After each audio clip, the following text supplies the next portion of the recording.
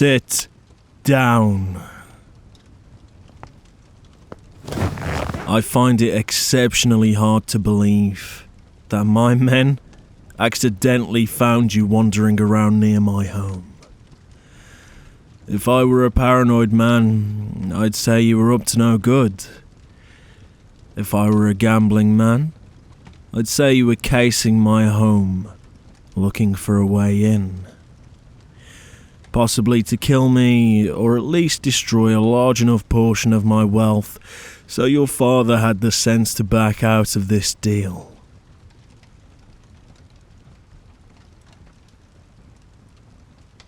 Ah, well, forgive me.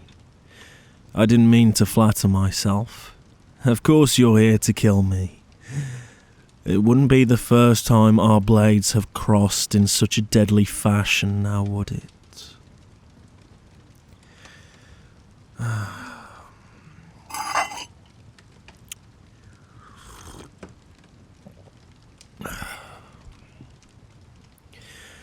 Look, you know as well as I do that this deal could lay the foundations for both of our organizations to prosper for generations to come. We are true enemies. We have robbed, killed and destroyed each other's people and estates for years.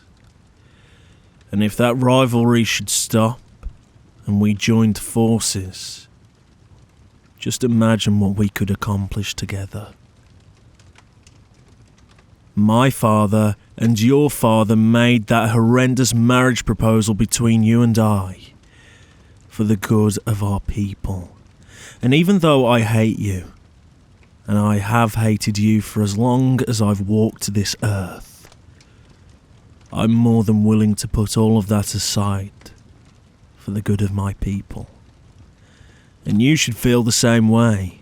Stop acting so childish and just do what needs to be done. What would killing me accomplish, other than letting your people suffer?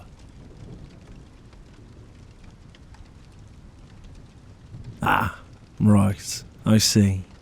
So that's why you're so against this. You think we mean to benefit more from this deal than you and your people. Well, that may be. And for now, yes, I totally agree, it's correct. We do, and we will. But eventually, once your organisation regains its strength, we will have a veritable monopoly over the crime world in our country. No one will be able to oppose us, and we will sit at the head of the syndicate table together. We will be in charge. Why would you not want that?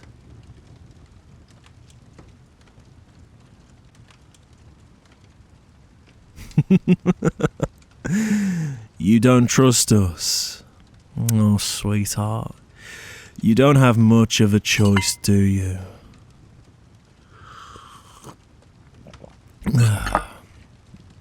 Take my tea away from me. Thank you. You don't trust us. Well, okay. But what you need to do to start with before making such a strong and bold decision to come and kill me is you need to consider your position carefully. And seeing as though you clearly don't have the mental capacity to handle such a calculation, let me lay it all out for you. Okay? Are you listening? Your people are dying.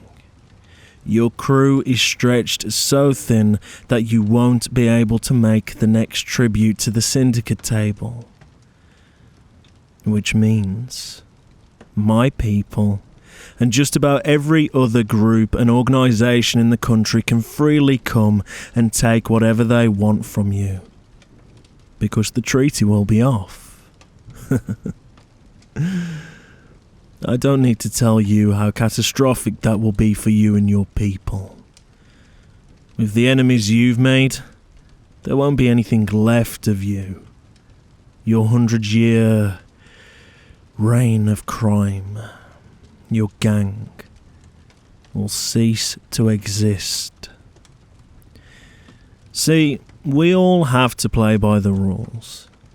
We all have to make tributes to the syndicate table to keep each other from slaughtering each other. It's our treaty. It's our agreement. The table supersedes every gang and crime organisation, and their word is law for us. It's the only thing that keeps us safe. That way, we all prosper, and we can all go about our business without any serious war arising. If you paid any attention in history, you'd know that the gang wars of old were so terrible, so bad, that you'd think a bomb would have struck the city they arised in. We don't want that. But in order to keep that away, you need to keep strong. You need to keep your promises, and you haven't been doing that. And that's why you're going to lose, if you don't take this opportunity.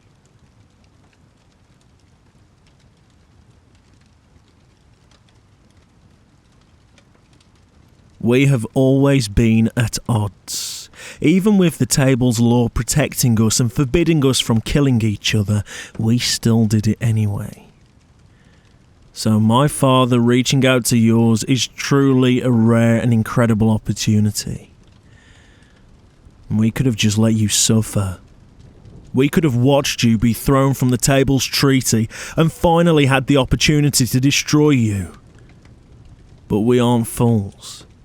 And we know that what matters most to us is the bottom line and our people.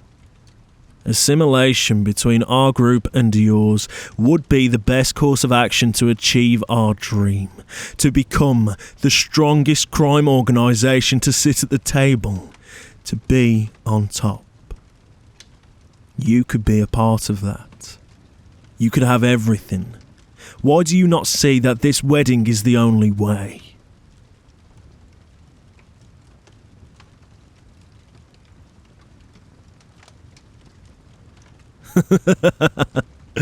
How pathetic. Because you don't love me. You really think people like us deserve love? How many people have you killed? 50? 100? I've killed damn near 1,000 in the name of my organisation. I know I don't deserve happiness, and I sure as shit don't deserve love. I've chosen against those things. And so have you. You're just too weak to realise it.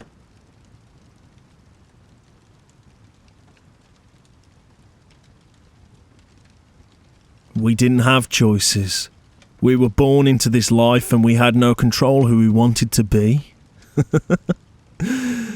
Don't tell me now that after how much we've been through, how much you've been through, that you're trying to leave this life behind and become a civilian. Yes, you are right. We didn't have a choice who we were going to be. But we are who we are. And that won't change just by having freedom, having a normal job and living a normal life. If we become excommunicado from our gangs, if we leave, we'll still be us. We were born and bred to be monsters, to be enemies. And nothing will change that. You and I are both heirs to some of the most powerful gangs in the world. We cannot walk away from this.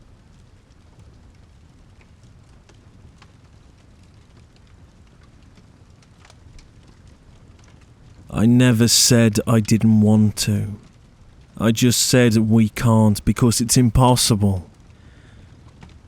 We are bound to this life, my dear.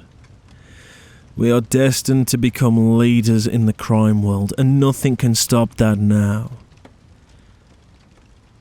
you will marry me, and I will marry you, and together we will rule as crime royalty.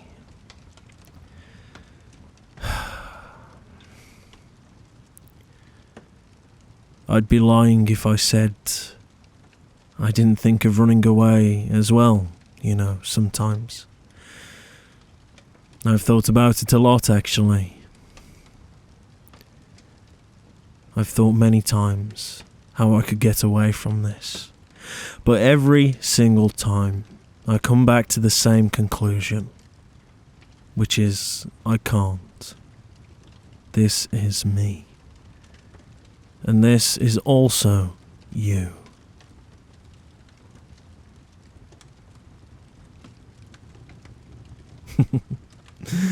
Then why don't we? Why don't we just run away? Did you not hear a single thing I said? You came here with the intention to kill me a second ago, and now you're talking about running away with me.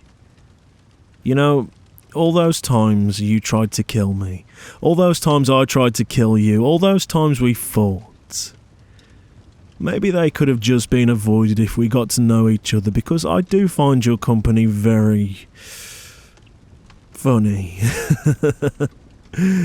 Your humour and my listening skills, I reckon we could have been great friends, or maybe even more.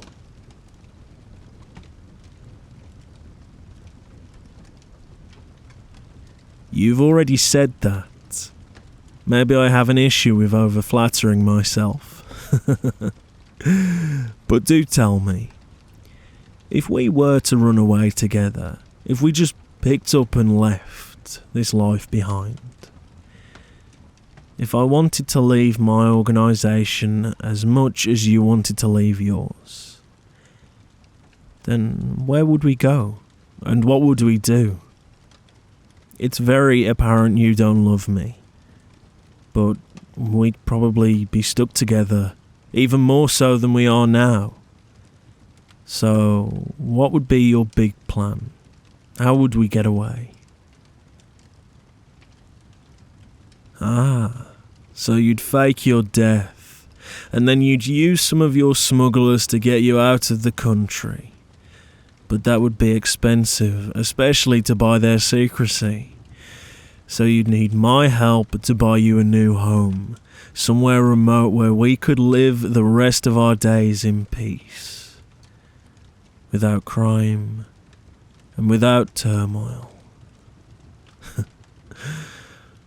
What a beautiful image that has just painted in my head.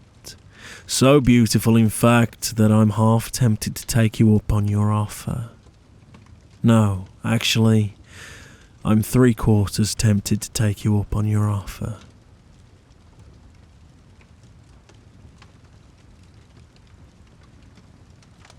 We can't do that because we are not cowards. That's why. We are not leaving our people in the shit for our own selfish desires. God, I already sound like your husband. You can do whatever you want, but I'm going to stay here until everything's calmed down. How about I make you an offer? If you stay by my side, and we have our little sham wedding, and we do what we've got to do to save your people and reinforce mine, then after everything has settled down, we will follow through with your plan. It will be easier and it will be safer then. And our people won't be left in such a terrible state by our absence. Who knows? We might even become close in that time. So leaving together might not even be that terrible.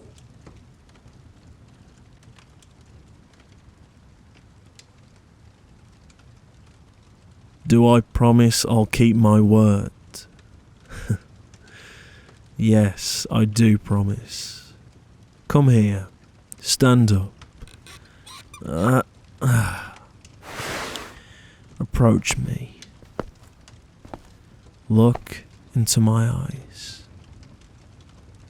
I promise you, when everything has settled down, together we will be free.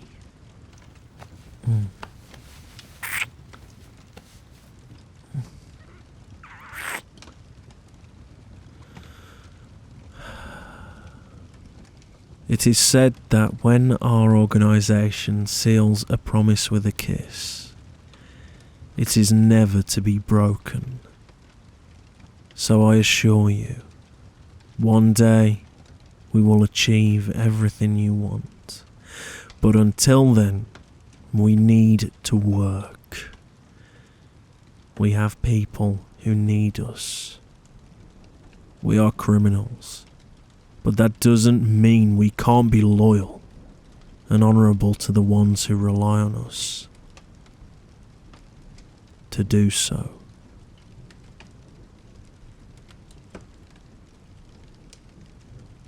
I'm not a bad kisser. Well, that's great to hear. It costs me nothing to admit that I've always found you very attractive. It's difficult having a mortal enemy who you're infatuated with. Makes it hard to pay attention during battles. See this scar here? This one you left on my chest a long time ago. This one was caused by me looking into your eyes and not what your hands were doing. Yes, it was. It was the time our crew caught yours stealing our product from the distribution factory. You was only doing that in retaliation from us doing exactly the same thing to you a few weeks prior. Oh, we locked eyes, and we fought so valiantly, until the cops came and we got split up. But yeah, I always remember that time. It's hard to forget when you gave me a little present at the end. Good times, eh? So, enough reminiscing about the past. Do we have an accord? Will you see this to the end in the hopes that one day we will have everything we desire?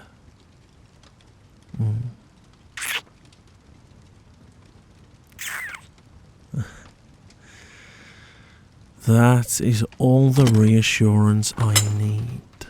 Sir, their father is on the phone. That will be the last time you open my door without knocking. Because I swear to God, if you do that again, I'm going to take your hands off. Oh, sorry, sir. I just wanted to tell you that, their father is on the phone and they're very angry. Is everything okay? Are they still alive? Yes, they're alive and well, actually. We were just getting to know each other, weren't we? As you can see, there's nothing of any interest happening here. No rebellion, no murder. Everything is going just fine. And we're looking forward to our wedding, aren't we, sweetie? See, nothing's wrong here. So shut the door, tell him to piss off, and say that I'll be sending them back shortly. Of course, sir. Sorry again. It looks like you're needed elsewhere. I enjoyed this little conversation we had. I'm grateful you broke in here and tried to kill me. Thank you. Things have been set in motion that can't be undone. We will achieve our freedom. I promise you.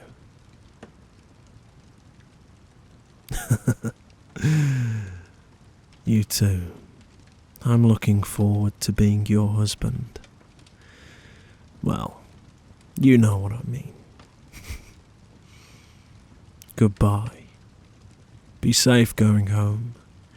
and tell everybody the good news that me and you and our friends, and we're going to do exactly what they tell us to do.